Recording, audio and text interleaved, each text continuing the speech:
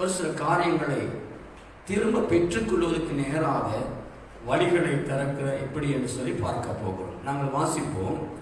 லூக்கா புஸ்தகம் 15வது அதிகாரத்திலே, லூக்கா புஸ்தகம் 15வது அதிகாரம் 7வது வசனத்திலிருந்து 10வது வசனம் வரைக்கும் ஒரு 4 வசனங்களை வாசிப்போம்.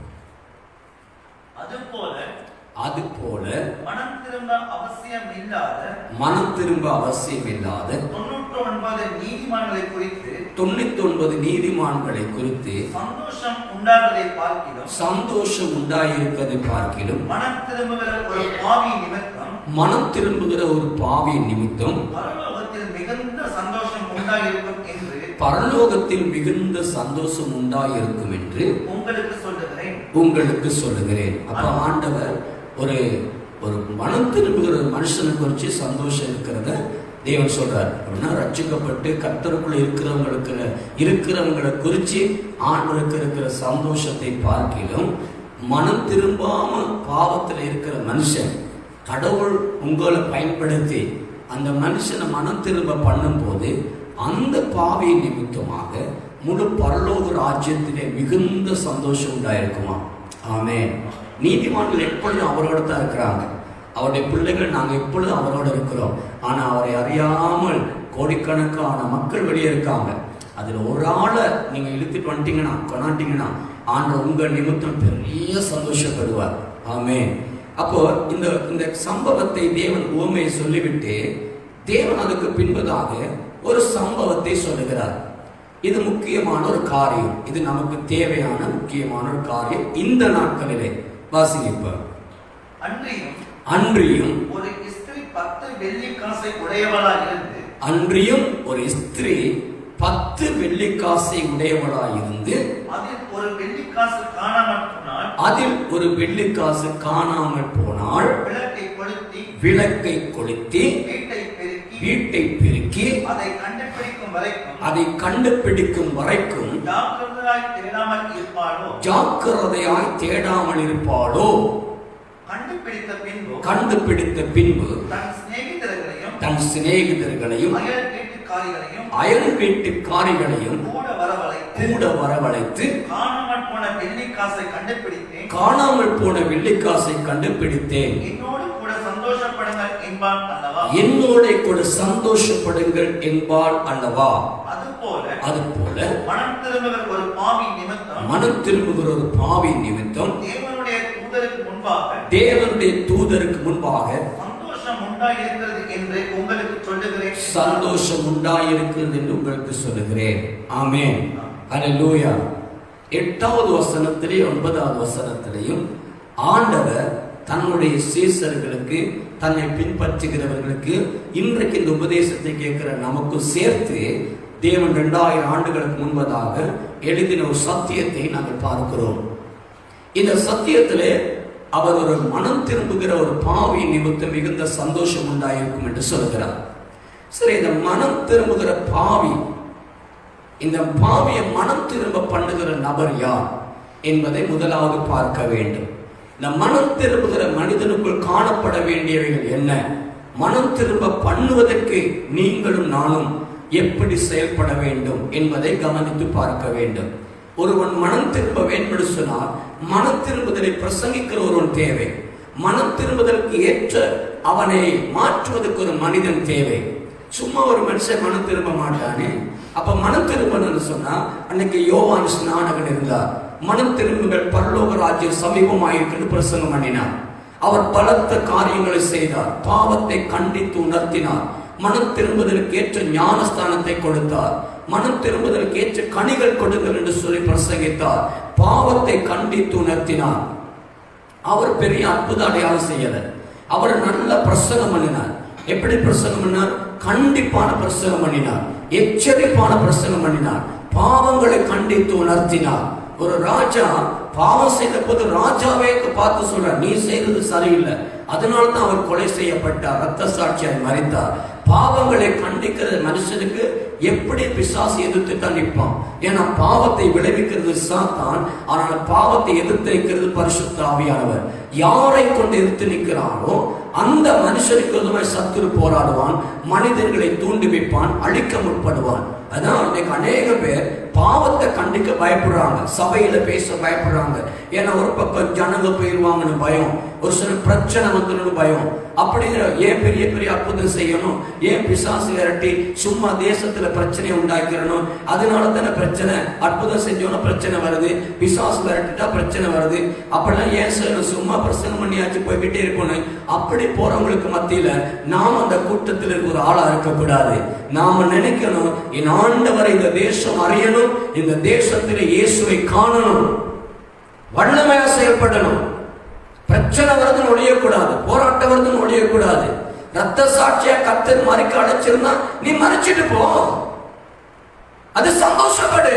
ஆண்டவருக்காக ரத்த சாட்சியா மறிக்கிறது எவ்வளவு பெரிய சந்தோஷம். அது பாவங்களை கண்டித்து உணர்த்தணும். சபையில கடைசி காலத்தில் அவைகளை மும்முரப்படுத்தணும், அதிகரிக்கணும். எழுமன் அப்படியான ஊழியர்கள், அப்பதான் மாற்றம் வரும். இயேசு அசைக்கப்படணுமா இருந்தா பாவம் கண்டுக்கப்பட வேண்டும். இயேசு கிறிஸ்துவுக்கு முன்பதாக யோவான் ஸ்நானகன் ஊழியம் செய்தார். அவர் ஊழியம் செய்த போது அவர் வசனம் சொல்கிறது, வழியை ஆயத்தப்படுத்த வந்தவர். ஆண்டவருடைய ஊழியத்துக்கு வழியை செட் பண்ணிட வந்தார். இயேசு கிறிஸ்துவின் ஊழியத்துக்கு வழிகளை ஆயத்தப்படுத்த வந்தவர். அவர் பயங்கரமா பிரசங்கம் பண்றார். அவர் வனாந்தரத்திலே வெட்டுக்கிளிகளையும் காட்டு தேனையும் புசித்து வந்தவர். தோளுடைய அணிந்தவர், நாசரேனாய் வளர்க்கப்பட்டவர். அவர் நல்ல ஆசாரியனுடைய மகன், சகரியா என்கிற ஆசாரியனுடைய மகன். நல்ல அபிஷேகம் பெற்ற தேவனுக்கு பயப்படுகிற மனுஷனுடைய மகன். ஆனால் அவன் சுகபோகத்தை விரும்பவில்லை, அவன் ஆடம்பரத்தை விரும்பவில்லை. தேவனுக்காக தன்னை அர்ப்பணித்து வனாந்தரத்திலே தேவ சத்தியங்களை கற்றுக்கொண்டு நல்ல ஜெபிக்கிறவனாய், தேவ ஆவியில நிறைந்தவனாய், தேவ சித்தத்தை அறிந்தவனாய் வனாந்தரத்திலிருந்து வந்து சத்தியத்தை போதிக்கிறவனாய் இருந்தான். பட்டணங்கள் அசைத்துக் கொண்டிருந்தான். ராஜாக்கள் பயப்பட்டார்கள், பாவம் செய்கிறவர்கள் பயந்தார்கள், வேத பாரகர்கள் பரிசேயர்கள் அங்கே அநேகர் வந்தார்கள் ஞானஸ்தானம் பெற. அவர்களை பார்த்து சொன்னார், விரியும் பாம்பின் குட்டிகளே, வரப்போகும் கோபாக்கினிக்கு தப்பித்துக் கொள்ள வழிகாட்டினவன் யார்? அன்றைய பிரசங்கம் என்ன 2000 ஆண்டுகளுக்கு முன்பதாக வரப்போகும் கோபாக்கினிக்கு தப்பித்துக் கொள்ள வழிகாட்டினவன் யார்? இன்னைக்கு 2000 ஆண்டுகள் பின்னதாக நிற்கிறோம். இப்ப அதை விட அதிகமாக நம்முடைய வருகை சமீபம் வாய்ந்து விட்டது. இன்றைக்கு அந்த பிரசங்கம் எங்கே? இன்றைக்கு அந்த ஊழியம் எங்கே? இன்றைக்கு அந்த அபிஷேகம் எங்கே? இன்றைக்கு அந்த வைராக்கியம் எங்கே?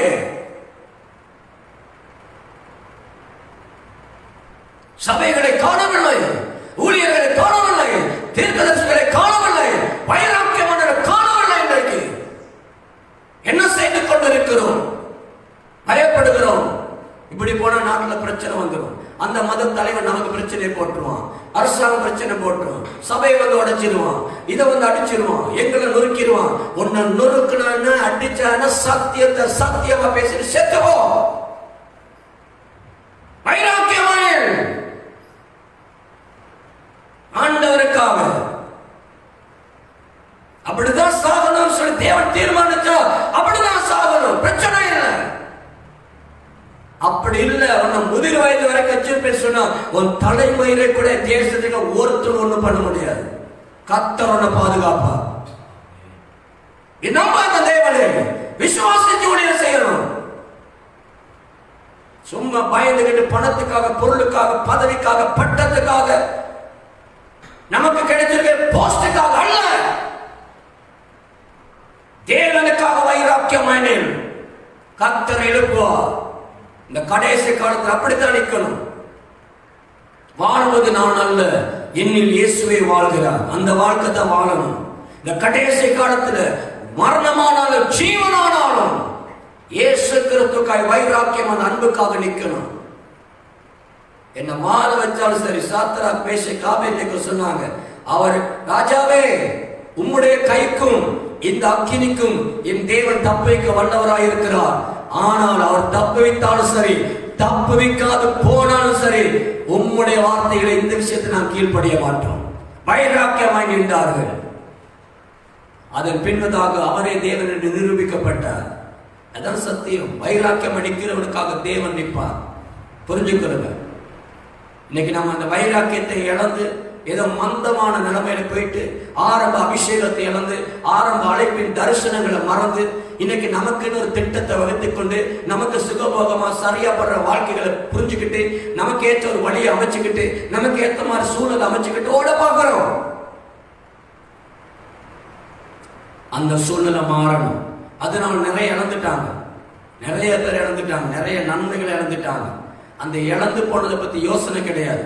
இன்னைக்கு முன்ன மாதிரி நிறைய பேர் சொல்றாங்க, முன்ன மாதிரி எனக்கு ஊழியம் செய்ய முடியல, முன்ன அப்படி ஊழியம் செஞ்சேன், முன்ன அப்படி செப்பிங் பண்ண, முன்ன நான் அப்படிதான் வைராக்கியமா பேசினேன், முன்ன அப்படி ஆர்த்தம் அறுவடை செஞ்சேன், முன்ன இப்படி இருந்தேன் அப்படி இருந்தேன். முன்ன இருந்த கதை அவசியம் கிடையாது. இப்ப நீ என்ன எப்படி இருக்க, அதுதான் முக்கியம். அதுதான் இந்த உவமையிலே தேவன் இந்த சம்பவத்தில் சொல்றார். சொல்லுகிறார், அன்றையும் ஒரு ஸ்திரீ 10 வெள்ளிக்காசை உடையவளாயிருந்தாள். ஒரு பெண்ணுக்கு 10 வெள்ளிக்காசு இருந்ததை பற்றி பேசுகிறார்.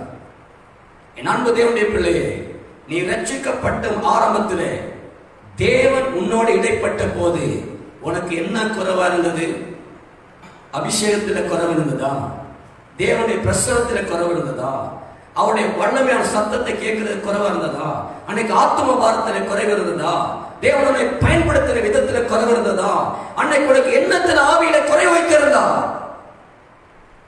ஆரம்ப நாட்களை எடுத்து பாருங்க. ஊழியத்துல அன்னைக்கு நிறைவாய் இருந்தது.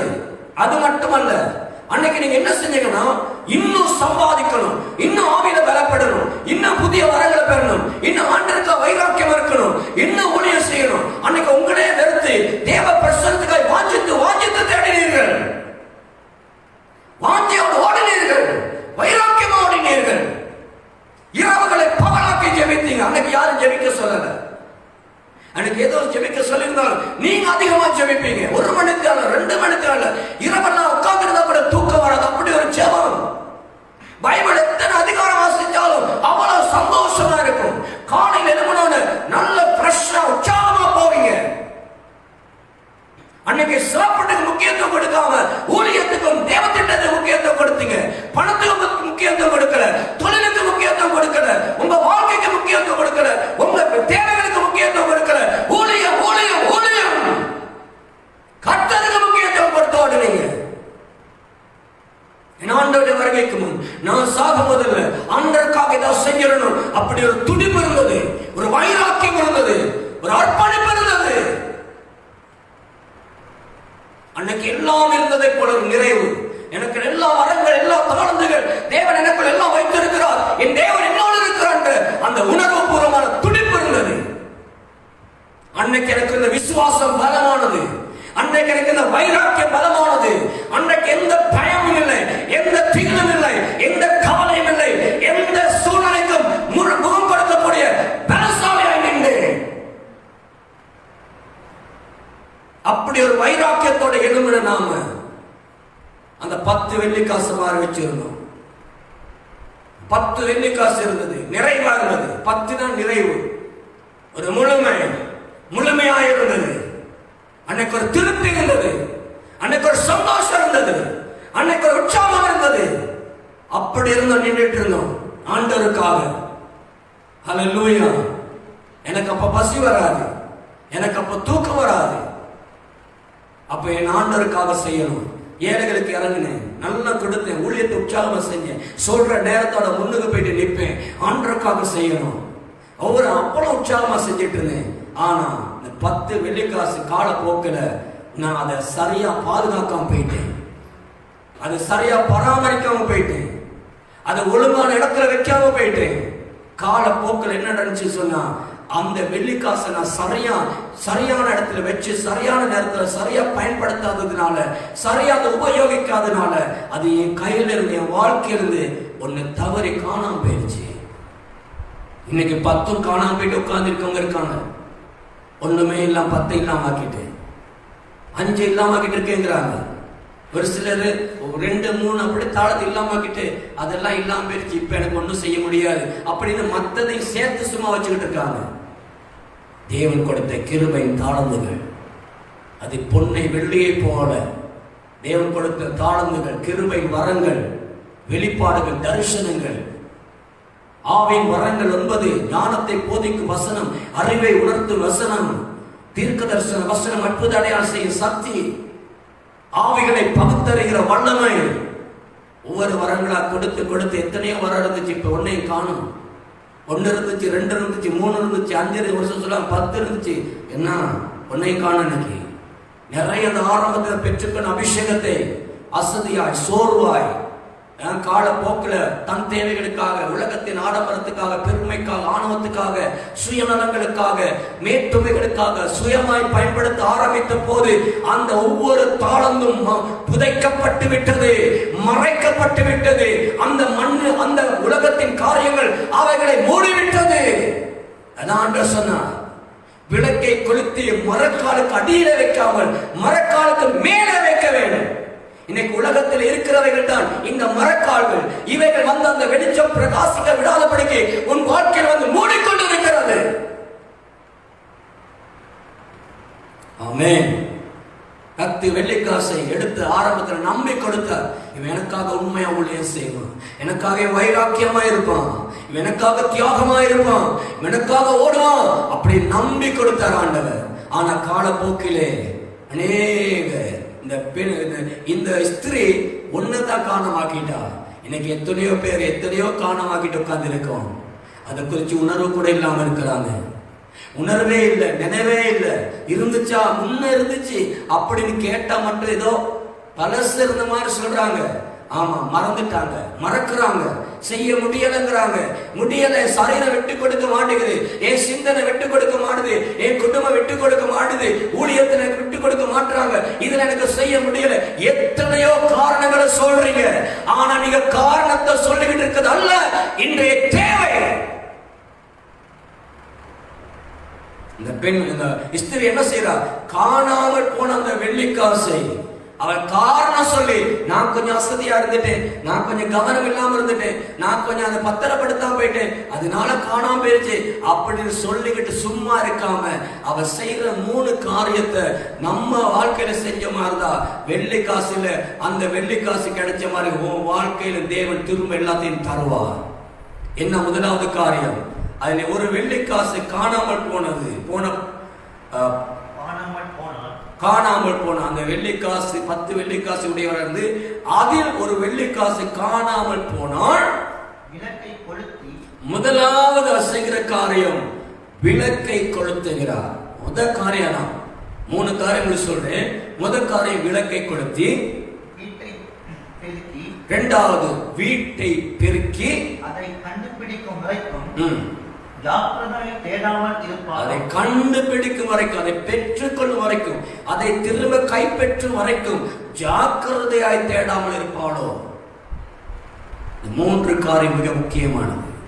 முதலாவது காரியம், காணாமல் போன வெள்ளிக்காசு. உன் வாழ்க்கையில தேவன் கொடுத்த தாளந்துகள், கிருபை வரங்கள், தேவன் கொடுத்த பிரசனம், தேவன் கொடுத்த அழைப்பு, தேவன் கொடுத்த காரியங்களை நீ இழந்து போயிட்டு நிப்பையாயிருந்தா அதை திரும்ப பெற்றுக்கொள்ளணும் ஆசை உனக்கு வரணும், ஆர்வம் வரணும், முயற்சி எடுக்கணும், நீ விரும்பணும், நீ அதை குறித்து தேட ஜாக்கிரதைப்படணும், அர்ப்பணிக்கணும். அதை தேடுறதுக்கு ஒரு அர்ப்பணிப்பு செய்யணும்.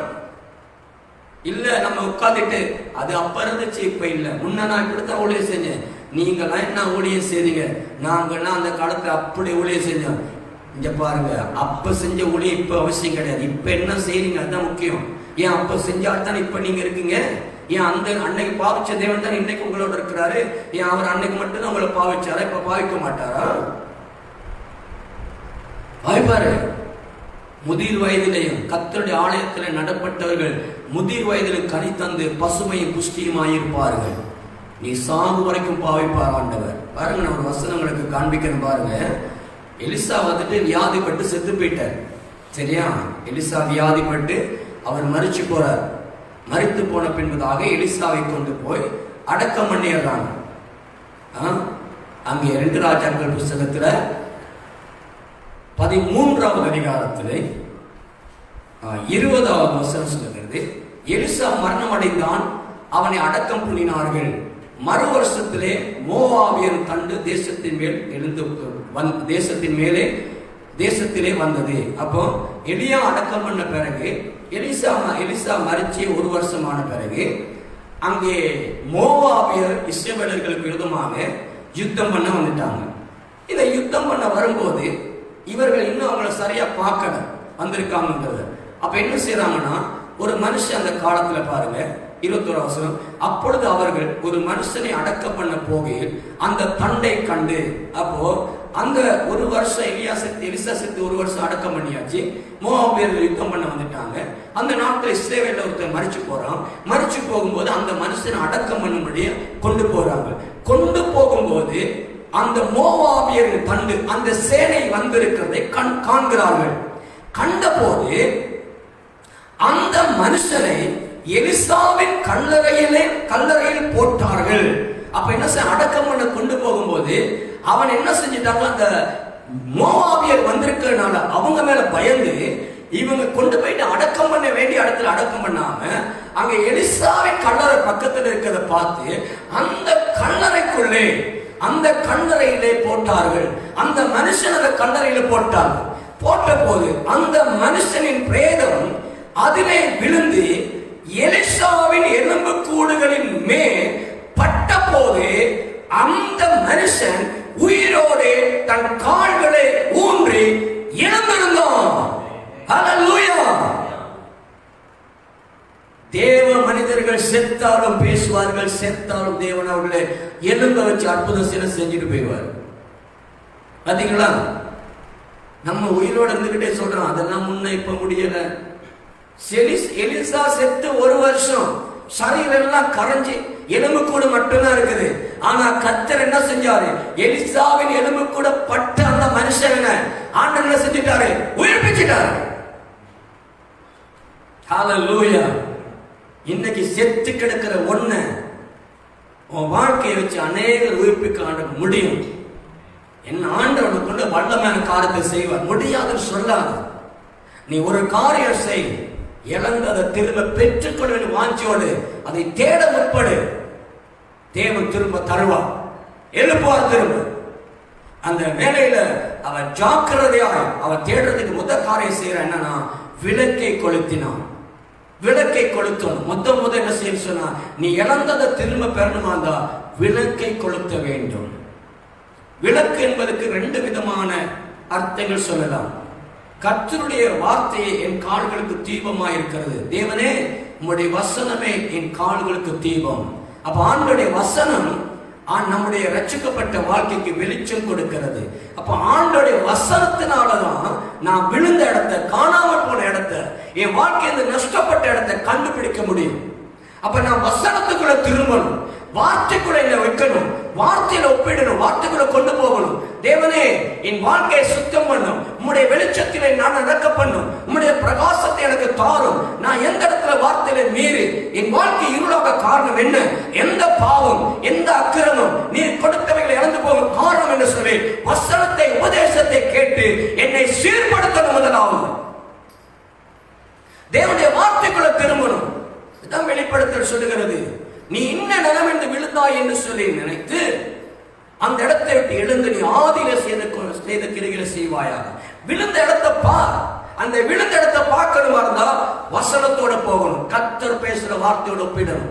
என்ன ஆராய்ச்சி பார்க்கணும், நான் இந்த இடத்துல தப்பு பண்ணேன். ஆண்டவரே, நீ சொன்ன காரியங்கள், உடன்படிக்கையான காரியங்கள், என்னை அழைத்த நோக்கம் எதுக்காக தெரிந்து கொண்டு என்னோட ஆரம்பத்தில் பேசின காரியம் என்ன செய்யணும்னு சொன்னீர்கள். அதெல்லாம் வச்சு பார்த்து தேடி பார்த்து உங்களை சுத்தம் பண்ணணும், கிளீன் பண்ணணும், அந்த வெளிச்சத்துல கொண்டு வரணும். நீங்க விளக்கேற்ற வேண்டும். உங்க வாழ்க்கையில தேவனுடைய வசனம் பிரகாசமாய் வரணும். இப்ப சொல்லுவாங்க, முன்ன ஆண்டோடைய வசனம் வாசிக்கணும், பைபிள் வாசிச்சாலே நல்ல விளக்கங்கள் வரும், நல்ல கர்த்தர் என்னோட பேசுவார், பிரசங்கத்தை கேட்டு அவ்வளவு நல்லா என்னோட பேசுவார். இப்ப பைபிள் வாசிச்சாலும் கதை புஸ்தகம் மாதிரி வாசிச்சுட்டு போறேன். இப்ப பிரசங்கம் கேட்டால் ஒண்ணுமே எனக்கு புரிய மாட்டேங்குது, வசனம் புரிய மாட்டேங்குது. எனக்கு இருக்க பிரச்சனை, டென்ஷன், போராட்டம். நான் தேவனுடைய சமூகத்தில் இருக்க அந்த பிரச்சனை ஆதியில கொண்டு அன்பை இழந்துட்டேன். இப்படி இருக்கிற அப்படி இருக்கிற சொல்லி கலங்க பெற்றிருக்கீங்களா? பயப்படாதீங்க. கர்த்தர் உங்களோட பேசிக்கிட்டு தான் இருக்கிறாரு. நீங்க உயிரோடு இருக்கீங்கன்னா இன்னும் கர்த்தர் உங்களோட பேசிக்கிட்டு தான் இருக்கிறார்.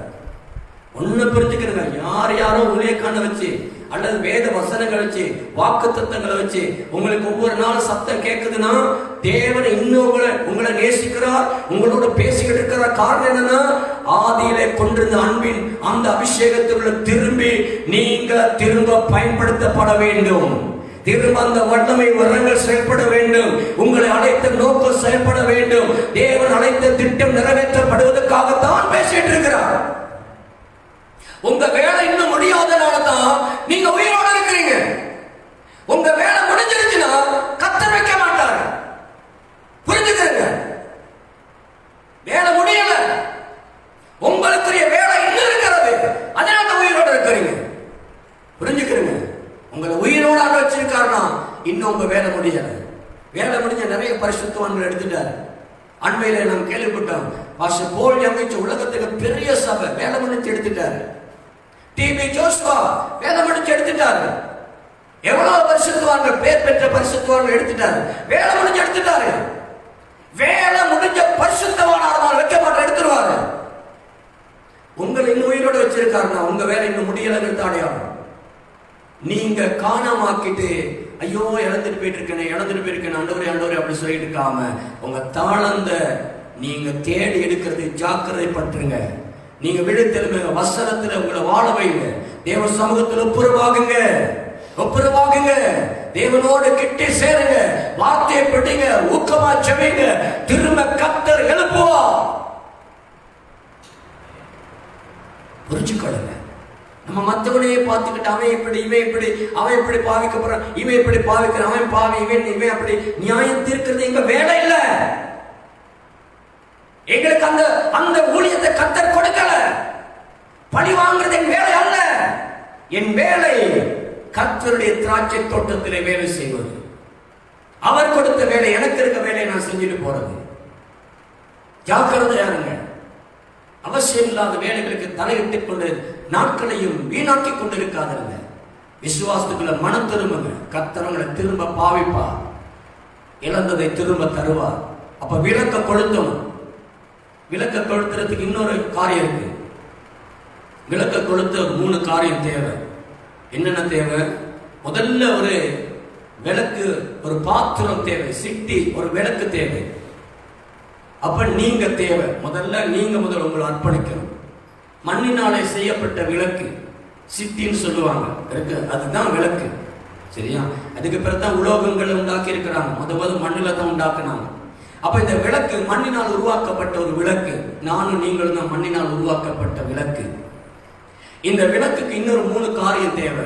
முதலாவது எண்ணெய் தேவை. என்ன தேவை? எண்ணெய் தேவை. அது என்னத்துக்கு அடையாளம்? முதலாவது பரிசுத்த ஆவியானுக்கு அடையாளம். முதல்ல ஆவியோட பிரசன்னத்தினால் நீங்கள் இந்த விளக்கு நிறையப்பட வேண்டும். உங்களை நீங்க நிரப்பணும். ஆண்டு நிரப்பெடுக்க இடம் கொடுக்கணும். முதல்ல விளக்கு, அங்க எண்ணெய் தேவை. விளக்கு, அதன் பின் எண்ணெய். 2வது ஒரு திரி தேவை. எரியக்கூடிய ஒரு திரி. அப்படின்னா சுயங்களை எரித்து தேவனுக்காக பிரகாசிக்கிற ஒரு திரி தேவை. சுயத்தை சாகடிக்கிற ஒரு தன்மை, சுய புத்தி, சுய எண்ணம், சுய விருப்பம், சுய நோக்கம், இதெல்லாம் எரியணும். அந்த எண்ணெய்க்குள்ள திரி இருந்தாதான் சுயத்தை சாகடிக்க அந்த திரி தன்னை அக்கினிக்கு ஒப்பு கொடுக்கும். புரியுதா? அப்ப பரிசுத்த ஆவியானவருக்குள்ள இருந்தாதான் நீங்க உங்களோட சுயங்களை எல்லாம் கர்த்தருக்காக விட்டு கொடுப்பீங்க. அந்த அக்கினி தான் தேவன். உங்களை பட்சிக்கிற, பிரகாசிக்க பண்ணுகிற அக்கினி. அந்த அக்கினி திரிக்கு மேல படும்போது திரி என்ன செய்யணும்? தன்னை எரித்து கொண்டு அந்த பிரகாசத்தை பிரகாசிக்க பண்ணும். அது மாதிரி எங்களை அழைத்துக் கொண்டு, எங்களை ஒப்பு கொடுத்து, எங்களை காண்பிக்காமல் என் தேவனை காண்பிக்கிற பிரகாசமான தீபமாய் தேசத்திலே மாறணும். புரியுதா? அந்த 3 காரியம், எண்ணெய், திரி, தீ. அந்த 3 வசனத்தை ஒன்னா சொல்லி பாருங்களேன். எண்ணெய் திருத்தி.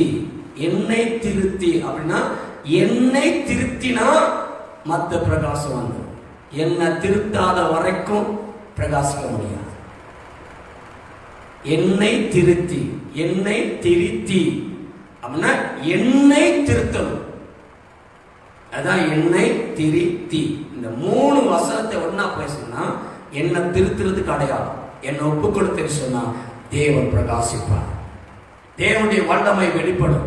அந்த பிரகாசத்துல தான் நாம இழந்ததெல்லாம் திரும்ப பெற முடியும்.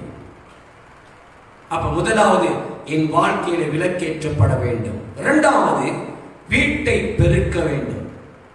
வீட்டை பெருக்கினா என்னுடைய சூழல்ல இதுவரைக்கும் நான் இருந்த தவறான இடங்கள், தவறான சூழல்கள், தவறான தொடர்புகள், பாவத்தின் எண்ணங்கள், தேவனுக்கு பிரியமில்லாத வழிகள், தேவனை துக்கப்படுத்தின இடங்கள் எல்லாத்தையும் என்ன செய்யணும் சொன்னா எல்லாத்தையும் கூட்டி அந்த குப்பை எல்லாம் அள்ளி அப்படியே தூக்கி வீசணும். இதனால தான் அந்த வெள்ளி பணம் காணாம போயிட்டு மறைக்கப்பட்டது. இதனால தான் அந்த வெள்ளி பணத்தை பிடிக்க முடியல. அதனால என்ன செய்யலாம், அந்த வீட்டுக்கு அதை எல்லாம் குப்பையை கூட்டி பெருக்கி எடுக்கிறான். அதனால நம்ம வாழ்க்கையில பிரகாசிக்க முடியாம தேவனுடைய தாளத்துகள் இழந்து போக காரணம் நம்மை சுற்றிலும் இருக்கிற சில குப்பைகள், பாவத்தின் இச்சை, பெருமை, ஆடம்பரங்கள், மனமேட்டுமைகள், பண ஆசை, பொருளாசை, மாமிச இச்சைகள், வேஷத்தனம், விபச்சாரம், திருடு, காம விகாரங்கள், ஐஸ்வர்யமானாக விரும்பும் காரியங்கள், சபையில பெருமை, ஆடம்பரங்கள், பணப்பெருமை, பதவி பெருமை, ஆள் பெருமை.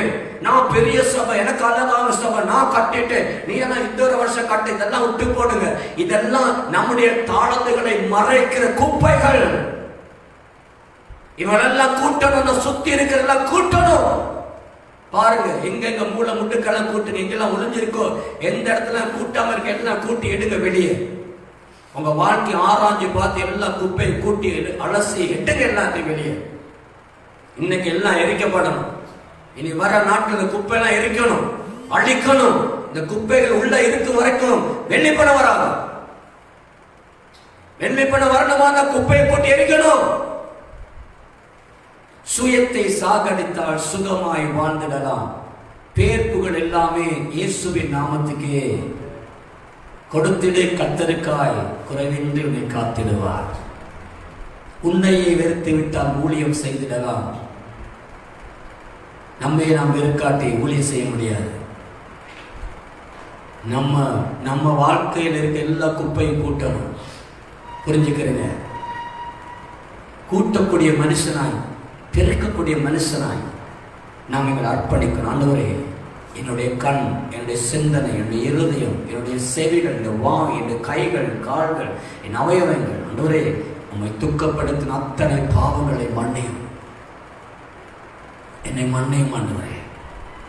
என்னுடைய சிந்தனையில் வந்து பாவங்களை மன்னியும். அது யாருக்குமே தெரியாது ஆண்டவரே. ஆண்டவரே, அது உமக்கு மட்டும் தெரியும் ஆண்டவரே. அந்த சிந்தனை, அந்த பாவத்தை நினைச்சு நான் உங்க ஊழியத்தை செய்யாம, எலும்பி பிரகாசிக்காம, அந்த இச்சைகளை விழுந்து போனேன் ஆண்டவரே. நான் மாமிச ரீதியா செயல்பட்டேன் ஆண்டவரே. பல நாள் அந்த சிந்தனையோட போராடி என்னை மன்னிச்சிருங்க ஆண்டவரே. என் இருதயத்தில் ஆண்டவரே, நான் ஜெபிக்கல, உங்களை தேடல, ஆனா என் மாமிச பலத்தில் ஏதோ நான் ஊழியம் செய்ய சொல்லி செஞ்சுக்கிட்டு ஓடின ஆண்டவரே. மன்னிச்சிருங்க ஆண்டவரே. உங்களுக்கு முக்கியத்துவம் கொடுக்காம மாமிச பலத்துக்கு முக்கியத்துவம் கொடுத்த இடத்த மன்னிங்க. இந்த குப்பையை தூக்கி வீசிருங்க ஆண்டவரே, எரிச்சிருங்க ஆண்டவரே. ஆண்டவர் ஜீவபலியை ஒப்பு கொடு மகனே. நீ ஆதியில பெற்றுக்கொண்ட வெள்ளி பணம் திரும்ப வரும். நீ பெற்றுக்கொண்ட அபிஷேகம் திரும்ப வரும். கர்த்தர் கொடுத்த தாளந்துகளை திரும்ப பெற செய்வா. திரும்ப எல்லாம் கொண்டு வர பண்ணுவார் ஆண்டவர். உன்னுடைய சுயத்தை சாகடி. இன்னைக்கும் அதை வச்சுக்கிட்டு இந்த பழைய தாளந்துகள்லாம் இருக்கிற மாதிரி நம்ம ஊழியம் செய்ய முடியாது. இருக்கணும் அப்படின்னா குப்பை எறியணும், எல்லாம் சாம்பலாகணும். ஒரு தீர்மானம் எடுக்கணும். நான் தாளத்தை பெற்றுக்கொண்டு ஊழியம் செய்யணும். வெள்ளி பணத்தை எடுத்துக்கொண்டு முடியும். அது இல்லாம சந்தோஷம் வராது. அது இல்லாம அநேகர் மனம் திரும்ப மாட்டார்கள். அது இல்லாமல் உன்னால் ஊழியம் நடைபெற முடியாது. அநேக சந்தோஷப்படணுமா இருந்தா, ரட்சிக்கப்படணுமா இருந்தா, பரலோக சந்தோஷப்படணுமா இருந்தா, நீ குப்பையை பெருக்கி கூட்டி அள்ளணும். அநேகர் குப்பையை வச்சுக்கிட்டு தான் வேலை பார்க்கிறான். பழசெல்லாம் இல்ல, எல்லாம் மறைக்கப்பட்டு குப்பையில மறைக்கப்பட்டுச்சு. இப்போ ஒரு சில பிரசங்கம் பணம் சம்பாதிக்கிறதுக்கு நோக்கமாக பிரசங்கம் பண்ணுவாங்க. சரியா? என்னத்தை சுத்தி வந்தாலும் பணம் கொடுத்துருன்னு பிரசங்கம் பண்ணுவாங்க. நீ என்ன பாவம் பண்ணாலும் பரவாயில்ல, சர்ச்சில் வந்து பணம் போட்டுரு. அப்படின்னு தான் இன்னைக்கு நிறைய ஊழியம் இருக்குது. இன்னொரு பக்கம் என்ன இருக்குது, பாவத்தை கண்டிக்க மாட்டாங்க. சபையை விட்டு ஜனங்க போயிடக்கூடாது, அங்கத்தவனா இருந்தது, இப்படியாவது இருந்தது. நீ பாவம் செஞ்சால் வர சபையில 2000 பேருக்கு சொல்லிட்டா போதும். இப்படி சபையை கட்டுப்பிடிச்சுக்கிட்டு கர்த்தருடைய திட்டம் இல்லாம சபையை நடத்திட்டு இருக்காது. அடுத்தது உலக திட்டம் அவ்வளவு சபைகள் இருக்கு, உலக யோசனை அவ்வளவு இருக்கு, உலக எல்லா காரியங்களும் உள்ள இருக்கு. ஆனா பரலோக திட்டம் உள்ள இருக்காது. பெருமை இருக்குது சபையில், ஆடம்பரம் இருக்குது, ஜாதி வெறி இருக்குது, இனத்துவேஷம் இருக்குது. இவன் தமிழன் சிங்களன் இனத்துவேஷம், அவனுக்கு ஒரு மாதிரி இவனுக்கு ஒரு மாதிரி, ஜாதி பெருமை, அந்த ஜாதி இந்த ஜாதி, குப்பை. பணக்காரனுக்கு ஒரு விதம், ஏழைக்கு ஒரு விதம். இதெல்லாம் குப்பைகள், வெள்ளி பணங்களை மறைத்திருக்கிற குப்பைகள், கர்த்தர் கொடுத்ததை பார்க்க முடியாத குப்பைகள். சபையில கிருபை இருக்கணும், அப்பாவோட கிருபை இருக்கணும், அவருடைய பிரசன்னம் இருக்கணும், அவருடைய அபிஷேகம் இருக்கணும். அந்த விளக்குக்குள்ள எரியிற நேரம் எண்ணெய் இருக்கணும், அந்த வெளிச்சம் இருக்கணும், திரி எரியணும். திரி பெருசா பெருமை பாராட்ட முடியாது, திரி தன்னை கலக்கிக்கிட்டு தான் அந்த வெளிச்சத்தை கொடுக்கும். அது மாதிரி ஒன்னு ஒடுக்கி தாழ்த்தி ஒப்பு கொடுத்துட்டு நீ சிறுகவும் அவர் பெருகவுமான நீ எழும்பணும். நீ சிறுகத்தான் அவர் பெருகுவார். அதான் யோவான் ஸ்நானகர் சொல்கிறார், நான் சிறுகவும் அவர் பெருகுமாய். ஆமென். என் ஆண்டவர் பெருகும் சபையில, ஊழியத்தில், சபையில், எல்லா இடத்திலும் ஆண்டருக்கு மகிமை வரணும். ஒரு சின்ன காரியம் செஞ்சாலும் எங்கேயாவது கர்த்தருக்கு மகிமை இருக்கணும். அப்படியான ஊழியக்காரங்களா மாறணும். தேடுறீங்களா? குப்பையெல்லாம் கூட்டுவீங்களா? தேவப்பிள்ளை உன்னை உட்கார்ந்து ஆராய்ந்துப்பா. எந்த இடத்துல இந்த ஆதியில கொண்டு அந்த அன்பை விட்டாய், என்ன நிலைமையில் விழுந்தாய் என்று நினைத்துப்பா. நீ அந்த இடத்துல எலும்பு, எலிசாவின் எலும்பு கூடுபட்டு ஒருத்தனை உயிர்ப்பிக்க முடியுமா இருந்தா ஆண்டவருக்கு இன்னைக்கு பரிசுத்த ஆவியை ஊற்றி உன்னை உயிர்ப்பிக்க முடியாத காரியம் நினைக்கிறையா? முடியும். எலிசாவின் உலர்ந்து போன எலும்பு கூட்டில் ஒருத்தன் பட்டன் உயிர்ப்பிக்கப்படுறான். இன்னைக்கு ஆவியானவர் வந்தா உன்னை உயிர்ப்பிச்சிருவாரே, உன்னை எழுப்புவார். திரும்ப நீ சாட்சியா எழுப்புவ, கர்த்தருக்காக வைராக்கியம் எழுப்புவ. கடைசி காலத்து அக்கினியாய் நிற்கிற ஒரு தீபமா எரிகிற அக்கினி ஜுவாலைகளாய் மாற்றுவார் உன்னை. கடைசி காலத்திலே என் ஊழியக்காரிகள் அக்கினி ஜுவாலைகளாய் இருப்பார்கள். அந்த இடத்தை கொண்டு வர விரும்புற உன் குப்பையை நான் கூட்டிறேன், இன்னையோட விட்டுறேன். இனி காலம் இல்லை. லாக்டவுன் திறந்த பிறகு திரும்ப குப்பையில போயிட்டு விழுவேன்னு சொல்லி நினைச்சிட்டு கூட்டாத. ஆண்டவரே, லாக்டவுன் வருவதற்கு முன்பதாக எந்தெந்த குப்பையெல்லாம் உருண்டு பிறண்டு தவிச்சு உங்களுடைய எல்லா தன்மை இழந்து போயிட்டு இருந்தனோ, இப்ப நான் உணர்றேன்ப்பா, இந்த வாசல் திறந்த பிறகு திரும்ப அந்த குப்பையில போயிட்டு விழ மாட்டேப்பா. நான் விழக்கூடாது ஆண்டவர், விழ விரும்புகிற ஆண்டவரே. இன்னைக்கு எல்லாத்தையும் கூட்டு ஆண்டவர், இந்த இடத்துல தவறு செய்து, இந்த பாவம் செய்து, இந்த அக்கிரமம் செய்து, இதுல மீறின ஆண்டவர், இந்த வசனத்துல மீறின, இந்த இச்சையில கிடந்த ஆண்டவர், இந்த பாவத்தை நினைச்ச ஆண்டவரே, இந்த தொடர்பு இருந்தது எல்லா குப்பைகளையும் மன்னியும். என் ஜெப குறைவை மன்னியும், வேத தியானங்களை மன்னியும், உபதேசத்தை செய்ய மன்னித்தருளும். எல்லா பாவங்களை அரைக்கப்படி குப்பையை கூட்டி தள்ளனாக்கினீர். லாக்டவுன் திறக்கும் போது நீ ஒரு புதிய மனுஷனாக நிற்கணும், வைராக்கியமானவன் நிற்கணும். இதுவரை பார்த்தவர்கள் உன்னை இனிமேல் எப்படியெல்லாம் பார்க்கணும். ஒரு வித்தியாசமான ஒரு ஊழியக்காரனாய், வைராக்கியமான ஊழியக்காரனாய், வைராக்கியமான ஒரு தேவ பிள்ளையாய், உனக்குள் கர்த்தரை காணும்படியாக நீ வாழணும். அதுக்கு இந்த காலத்துல உட்கார்ந்து நல்லா யோசிச்சு உன் விளக்க நல்லா உருவாக்கிக்கோ. உன் குப்பையெல்லாம் கூட்டி ஒதுக்கிற. நீ இருக்கிற பரிசுத்தமா இருக்க வேணும். உன்னை சுற்றி இருக்க சூழல் பரிசுத்தமா இருக்க வேணும். யோபுவை தேவன் வேலையடைத்து பாதுகாக்க காரணம் தெரியுமா? அவனை சுற்றிலும் தேவனுடைய பிரசன்னம் இருந்தது. அவனை சுற்றிலும் எல்லாம் நீதி இருந்தது, பரிசுத்தம் இருந்தது. அவனுடைய தொழில், வியாபாரம், வருமான வழிகள், அவனுடைய பிள்ளைகள், குடும்பம் எல்லாத்திலும் தேவனுக்கு பயப்படும் பயம் இருந்தது, தேவ பக்தி இருந்தது, பரிசுத்தம் இருந்தது. எந்த இடத்துல விசுவாச குற்றம் காட்டுவதற்கு ஒரு எட்டவழி கூட வைக்காம அவன் வாழ்ந்ததுனால தேவன் அவனையும் அவனுக்கு உண்டான எல்லாவற்றையும் வேலையடைத்து பாதுகாத்தான். பிசாசு சொல்றான், உள்ள போக முடியல, நீங்க வேலை அடைச்சு வச்சிருக்கிறீங்க. ஆமென். தேவன் வேலை அடைப்பா. இனி வரப்போற காலத்துல கர்த்தரை வேலை அடைத்து பயன்படுத்தணும். சத்தர் உள்ள நுழைய வழி இல்லாம அடைப்பார் ஆண்டவர். அதுக்கு உன்னுடைய சூழல் பரிசுத்தமாய் தேவனுடைய பார்வையில் இருக்கணும். ஆமென், ஹல்லேலூயா. மூன்றாவது காரியம் என்ன தெரியுமா? அதை கண்டுபிடிக்கும் வரைக்கும் ஜாக்கிரதையாய் தேடாமல் இருப்பாளோ.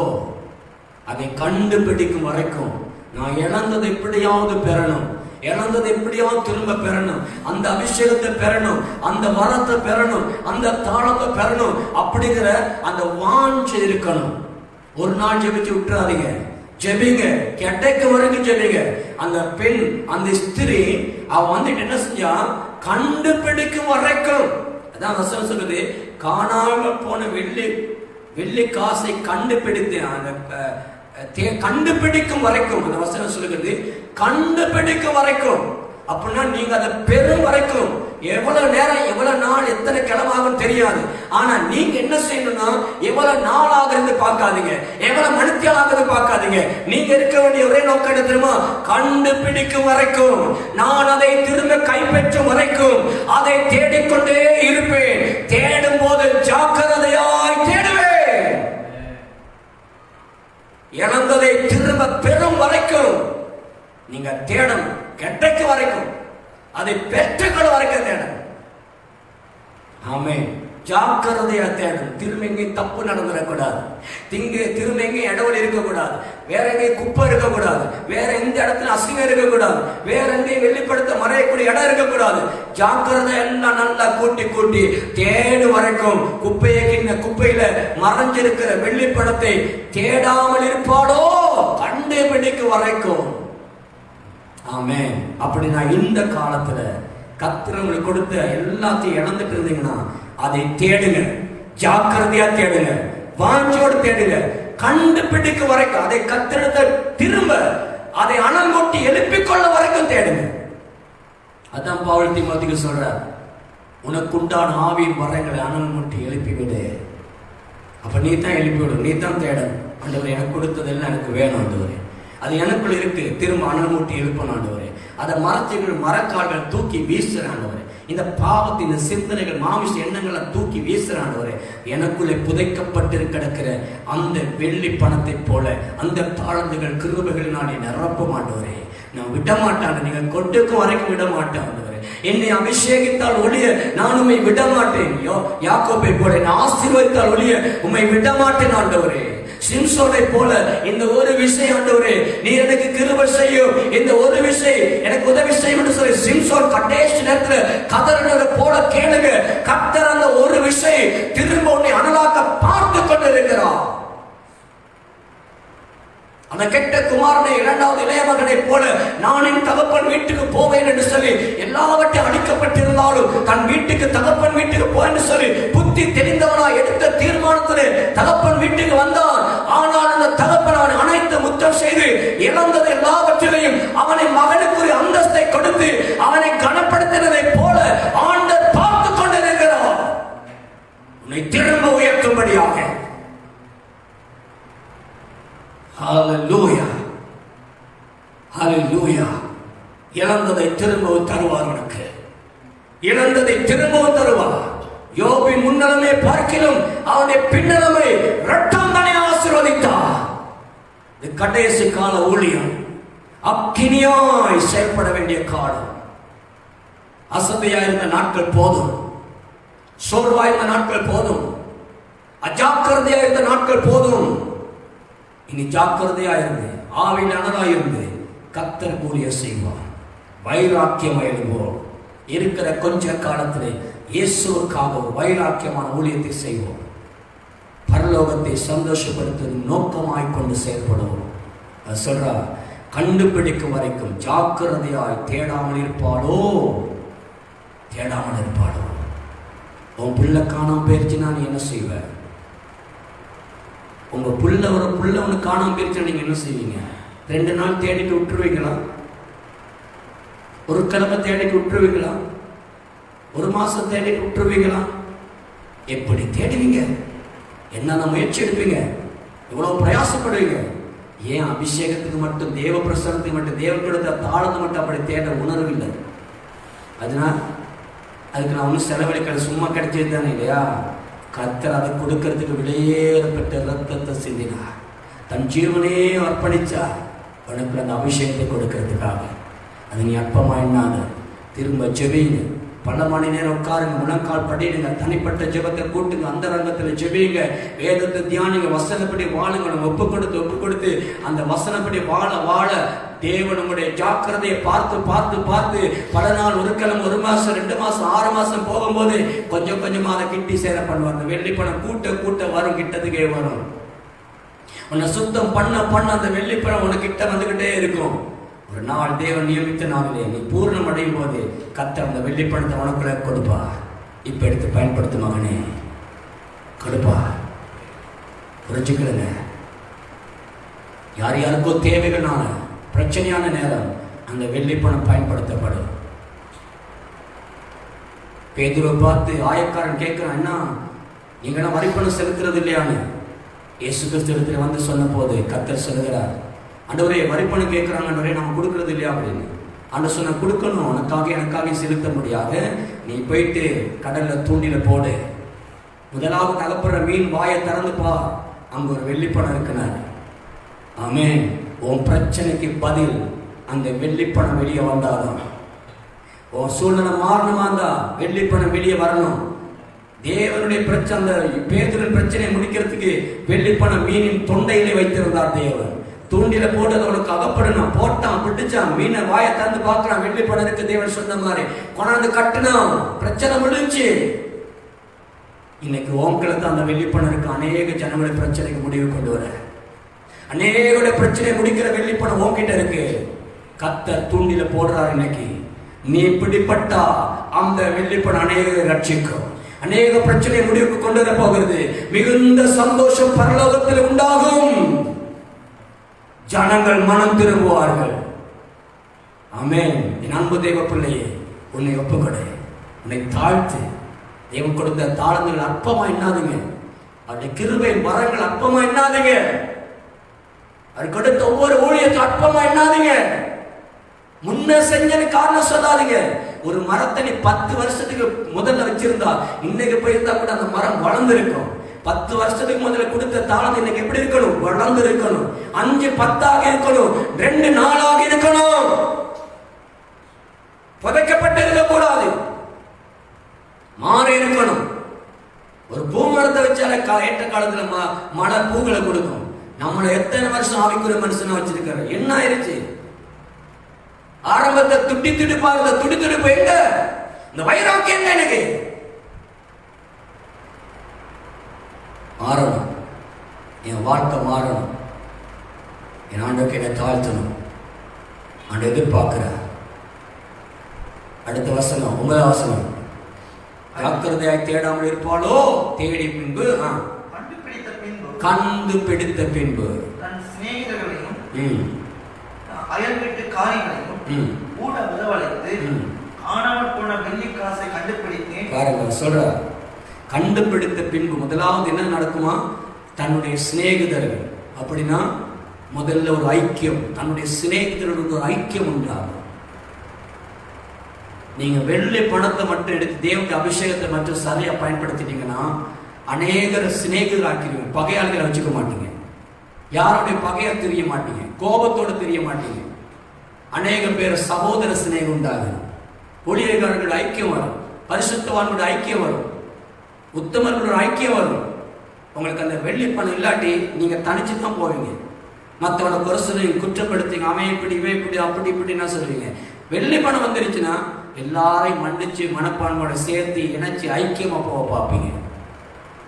ஒன்னாவது இந்த பணம் வந்துருச்சு நான் நடக்கிற அது அடுத்த அடையாளம். 2வது அயல் வீட்டு காரிகளையும், அப்படின்னா எங்களுடைய அயலார்களுக்கு மத்தியில் ஒரு தேவ அன்பை வெளிப்படுத்த நாங்கள் செயல்படுவோம். எங்களை சுற்றி இருக்க ஜனங்களுக்கு மத்தியில் ஒரு தேவ பிரசனத்தை கொண்டு வருவதற்கு நாங்கள் முயற்சி பண்ணுவோம். எங்களுடைய பட்டணத்தில், கிராமத்தில், எங்கள் தேசத்தில், எங்களோடு சுற்றில் இருக்கிற எங்கள் அயலார்கள் மீது என்னை போல அவர்களை நேசிக்கிற, என்னை போல அவர்கள் ரட்சிக்கப்படணும், என்னை போல இயேசுவை ஏற்றுக்கொள்ளணும், என்னை போல நித்திய ஜீவனை பெறணுங்கிற அந்த ஆர்வத்திலே அவர்களையும் இந்த தாழ்ந்து உள்ள மனுஷன் சேர்த்துக் கொள்வார். ஆமென். அவர்களுக்கும் கூட்டி அழைத்து என்ன சொல்லுவாங்கன்னா, காணாமல் போன வெள்ளி பணத்தை கண்டுபிடித்தேன். அப்படின்னா இதுவரைக்கும் இல்லாத அந்த அபிஷேகத்தின் நற்செய்தியை இப்ப சொல்லுவாங்க, சுவிசேஷம் அறிவிப்பாங்க. ஆண்டவர் திரும்ப என்னை பலப்படுத்தினான். அந்த அபிஷேகம் இருக்கிறது. நீ போயிட்டு ஊழியம் செய்யும் போது, நீ கூப்பிட்டு சொல்லும் போது ஜனம் திரும்ப ரட்சிக்கப்படுவார்கள், திரும்ப சுகமடைவார்கள், திரும்ப விடுவிக்கப்படுவார்கள், திரும்ப கர்த்தர் அற்புதம் செய்வார், திரும்ப கர்த்தருக்குள் இருக்கிறது அநேகர் காணும்படி தேவனுடைய வல்லமை வெளிப்படும். ஆமென். அவன் வேற ஒன்னை கொடுத்து புகழ மாட்டான். அவன் என்னத்தை வச்சு புகழலாம்? காணாமல் போன வெள்ளி பணத்தை காசை கண்டுபிடித்தேன், நான் இழந்த தேவனுடைய அன்பை திரும்ப பெற்றேன், இழந்த தேவன் எனக்குள் வந்திருக்கிறார், இழந்த தேவ பிரசனம் இருக்கிறது. அந்த பிரசனத்தை தான் காட்டணும், என்ன காட்டக்கூடாது. என் தேவனுடைய பிரசனத்தை காட்ட வேண்டும். கண்டுபிடித்தேன், என்னுடைய கூட சந்தோஷப்படுங்கள் என்பார் அல்லவா. சில எல்லாரும் நம்ம சந்தோஷமா கர்த்தரை ஆராதிப்போம். ஒரு மாற்றம் நடக்கணும், இந்த ஊழியம் நடக்கணும், இனி நடக்கணும், இனி எங்க வாழ்க்கையில் நடக்கணும், எங்களுடைய பட்டணத்தில் நடக்கணும், இந்த தனிப்பட்ட வாழ்க்கையில குடும்பத்தில் எல்லாரும் நடக்கணும். அதை வச்சுதான் ஆண்டு சொல்றாரு, அது போல மனம் திரும்புகிற ஒரே பாவி நிமித்தம் தேவனுடைய தூதர்களுக்கு முன்பாக சந்தோஷம் உண்டாயிருக்கிறது என்று உங்களுக்கு சொல்லுகிறேன். ஏன் அவங்களுக்கு இதை சொன்னது தெரியுமா? நீங்க அப்படி செய்யணும், மனம் மாறி செய்யணும். இதை சொல்றார், உங்களுக்கு சொல்றார். இப்படி இருந்தாதான் பாவிகளை மனம் திரும்பி உங்களுக்கு பரலோகத்தை சந்தோஷப்படுத்த முடியும். நீங்க பரலோகத்தை சந்தோஷப்படுத்துற மனுஷனா மாறுங்க. இந்த உலகத்துல யாரை சந்தோஷப்படுத்தினாலும் அந்த மனுஷனால துக்கம், வேதனை, சஞ்சலம் வரலாம். ஆனா கர்த்தரை சந்தோஷப்படுத்தி பாருங்க, சந்தோஷத்தை மட்டுமே தருவார். ஆமென். கண்களை மூடி இன்றைக்கு நாங்கள் ஆண்டவர் சமூகத்திலே எங்களை தாழ்த்தி நாங்கள் ஒப்புக் கொடுக்க போகிறோம். ஆமென். எங்களை ஒப்புக் கொடுப்போமா? கவனமாக இந்த செய்தியை கேட்டவர்கள், கேட்காதவர்கள் கூட திரும்ப அவர்கள் கேட்க பண்ணுங்கள். கேட்டவர்கள் கூட திரும்ப போட்டு பாருங்கள். கர்த்தர் உங்களோட திரும்ப பேசுவார். நீங்கள் ஊழியம் செய்யணும். இனி மறைஞ்சிருக்காதுங்க, வெளியே வாங்க. எல்லாம் எலும்பு செய்யோனே, உன் வல்லமை தரித்துக்கொள், உன் தூசியை உதறிவிட்டு எலும்புங்கிறார். உன் மேல இருக்கிற தூசியை நான் உதறிட்டு எலும்பு, வல்லமை தரைச்சு கொள்ளும்படி எலும்பு. எழுந்து ஒளி வீசு. கர்த்தர் மகிமை உள்ளில் வந்தது. அவர் உன்னை பிரகாசிக்க பண்ண விரும்புகிறார். கண்களை மூடி எல்லாரைகளை தாழ்த்தி ஆண்டரை பார்த்து ஆண்டவர் சமூகத்தில் எங்களை தாழ்த்தி நாங்கள் ஒப்புக் கொடுப்போமா? ஆண்டவர், என்னுடைய குற்றங்களை நீர் மன்னியும் ஆண்டவரே, என்னுடைய பாவங்களை நீர் மன்னியும் ஆண்டவரே, என்னுடைய பலவீனங்களை மன்னியும் தகப்பனே. உங்களுடைய அன்பை நான் இன்னும் உணர்ந்து இன்னும் நேசித்து தேடி தகப்பனே நமக்கு உண்மையாக இருக்க எனக்கு உதவி செய்யும், உண்மையாக இருக்க உதவி செய்யும் ஆண்டவரே. ஆண்டவரே, என்னுடைய பரிசுத்த குலைச்சல்கள் அநேக இடங்களில் நடந்தது ஆண்டவரே. தகப்பனே, அது எல்லாவற்றையும் நீர் மன்னித்தருளும் ஆண்டவரே, மன்னித்தருளும் ஆண்டவரே, மன்னித்தருளும் ஆண்டவரே. தகப்பனே, நீர் குற்றங்களை மன்னியும். நான் எனக்கு பெருமை தேட எத்தனை நாட்கள் ஊழியம் செய்திருக்கிற ஆண்டவரே. மனுஷன் என்ன பெருமை பேச மாட்டானா, ஏன் பேரை கொஞ்சம் பேச மாட்டானா, அப்படி நினைச்சு ஊழியம் செய்த இடங்கள் உண்டு ஆண்டவரே. இவன் என்ன கொஞ்சம் புகழ மாட்டானா, நீ மற்றவங்களோட நல்லா செய்யறன்னு சொல்ல மாட்டான்னு சொல்லி அப்படி நினைச்சு செஞ்ச அந்த குப்பை ஊழியங்களை மன்னியும் ஆண்டவரே. இந்த மாமிச எண்ணத்தோட செஞ்ச இடங்களை மன்னியும் ஆண்டவரே. எனக்கு பெருமை வருங்கிறதுக்காக என் திறமையை காட்ட நினைச்ச இடங்களை மன்னிங்கப்பா, தயவு செய்து மன்னிங்க ஆண்டவரே. ஆண்டவரே, உங்க அன்பை காட்டுறதுக்கு மட்டும் என்ன அபிஷேகிங்கப்பா. நாங்கள் உணர்கிறோம் ஆண்டவரே, எங்களுடைய வெள்ளி பணம் கொடுத்த அந்த தாளந்துகள், அநேக தாளந்துகள், முன்ன பயன்படுத்தின தாளந்துகளை காணவில்லை ஆண்டவரே. இந்த வைராக்கியத்தை காணவில்லை, அர்ப்பணிப்பை காண முடியவில்லை ஆண்டவரே. தயவு செய்து மன்னிங்கப்பா, மன்னிங்க ஆண்டவரே. இந்த காலத்துல கர்த்தர் நம்மளை உருவாக்குறார். அமர்ந்திருந்து அவரை தேவன் என்று அறிந்து கொள். உன்னை கடுகளை போல செட்டைகள் அடித்து உயர எழும்ப பண்ணும்படி உன்னை காத்திருந்து உருவாக்கி கொண்டிருக்கிறார். உன் செட்டைகளை வளர பண்ணி கொண்டிருக்கிறார். உன்னுடைய சொன்னை புதுப்பித்துக் கொண்டிருக்கிறார். உனக்கு புது பலனை கொடுத்து கொண்டிருக்கிறார். ஒரு நாள் வரப்போகிறது, திரும்ப நீ செட்டைகளை அடித்து உயர எழும்பி பெருசாலையா எழும்ப போகிறார். உருவாக்கி கொண்டிருக்கிறார் ஆண்டவர். உன்னை உருமாற்றிக் கொண்டிருக்கிறார்.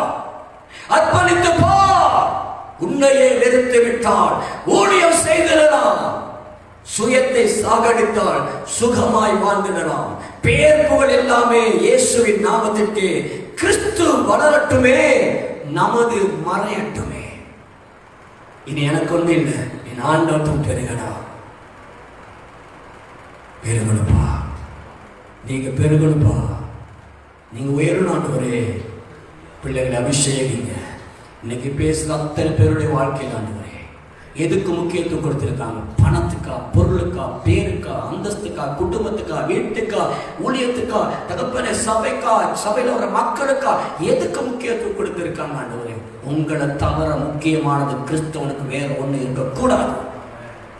நீங்க தான் முக்கியமானவர், நீங்க தான் பிரதானமானவர் ஆண்டவரே, நீங்க தான் பெரியவர் ஆண்டவரே.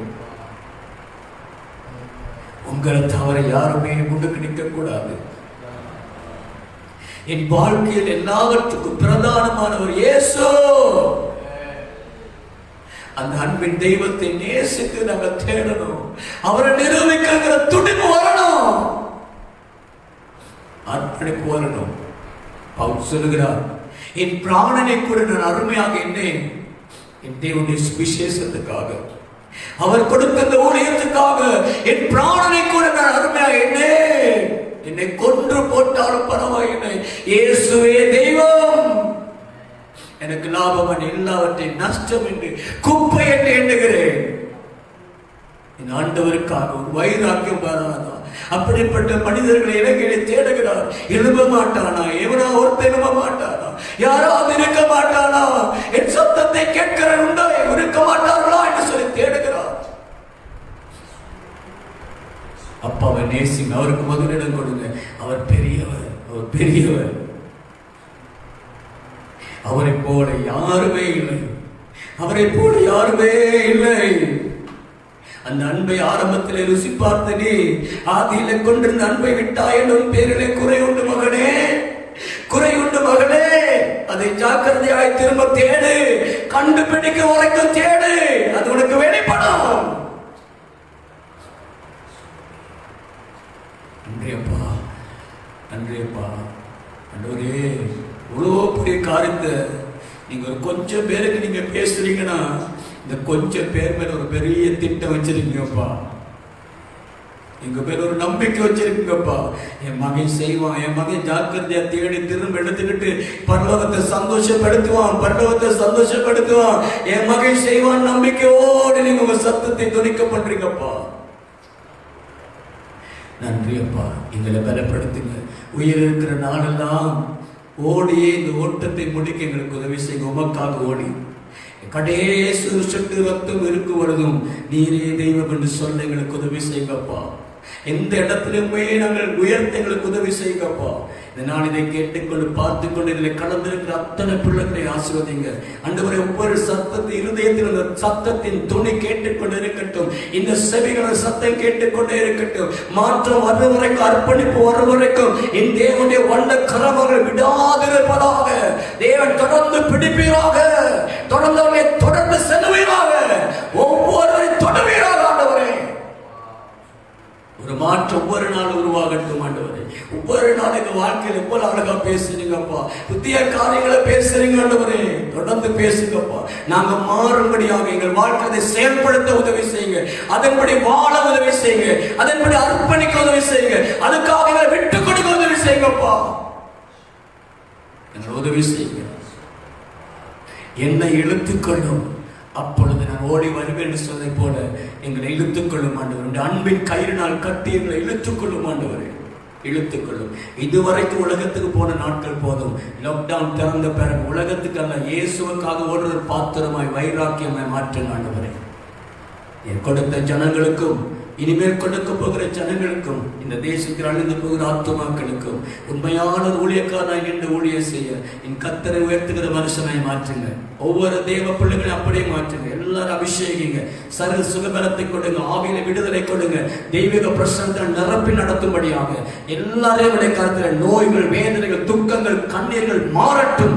இயேசுக்காக விட்டுக் கொடுக்க முடியாத இடங்களிலே இனி விட்டுக் கொடுத்து இறங்கி வருவார்களாக, இயேசுக்காக அர்ப்பணிப்பார்களாக, தியாகம் பண்ணுவார்களாக, குப்பைகளை தூக்கி எறிந்து விடுவார்களாக. எல்லா கன மகிமை துதியெல்லாம் உமக்கே செலுத்தி இயேசு கிறிஸ்துவின் நாமத்தில் ஜெபிக்கிறோம் பிதாவே, ஆமென். இதை கேட்டுக்கொண்டிருக்க தேவ பிள்ளை, உனக்கு ஒரு தீர்க்க தரிசனமான செய்தியை பேசியிருக்கிறார். உன்னோடு தான் பேசியிருக்கிறார். நான் எல்லாம் இழந்து போனவனா இருக்கிறேன், எனக்கு ஏன் இப்படி இந்த கடங்கி கொண்டிருக்கிற உன்னோடு பேசுகிறார். நீ ஜாக்கிரதையாய் தேடு, திரும்ப உனக்கு கிடைக்கும் என்று சொல்கிறார். திரும்ப உன்னை பயன்படுத்தி கர்த்தர் உன்னை பார்த்து பேசுகிறார். இந்த செய்தி உனக்கு தீர்க்க தரிசனம். உன்னை தேவன் வெளியே கொண்டு வருவார். என் ஆத்துமாவை கர்த்தரை சோஸ்தரே, என் முழுவதும் பரிசுத்த நாமத்தை சோஸ்தரே. என் ஆத்துமாவை கர்த்தரை சோஸ்தரே, அவர் செய்த சகல உபகாரங்களையும் மறவாதே. ஆமென், ஆமென், ஹல்லேலூயா. மாலை 6 மணி ஜெபத்திலே கலந்து கொள்ளுங்கள். கர்த்தர் நம்மோடு இடைப்படுவாராக. தேவன் அதிசயமான காரியங்களை செய்து கொண்டிருக்கிறார். இந்த நாட்கள் மிக விலையேற பெற்ற நாட்கள். இந்த காலத்தை பிரயோஜனப்படுத்திக் கொள்ளுங்கள். கர்த்தர் உங்களை நடத்துவாராக. ஆமென்.